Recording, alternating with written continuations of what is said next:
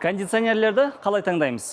Бірінші, құрметті оқырмандар, егер үйлеріңізге кондиционер алатын болсаңыздар, суытатын бөлмеге шақтап кондиционер алыңыздар.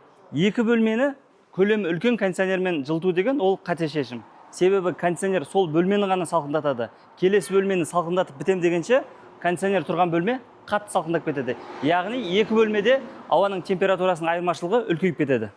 Екінші, егер сіздердің бөлмелеріңіз күн жақта орналасса, болмаса терезелері үлкен болса, я болмаса коммерциялық объекттер, яғни ішінде адам көп жүретін болса, онда кондиционерлерді міндетті түрде запаспен таңдаңыздар.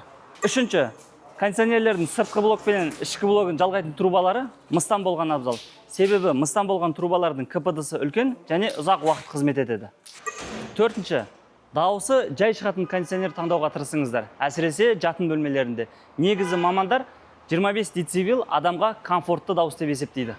Бесінші, энергия тиімділігі классына мән беріңіздер.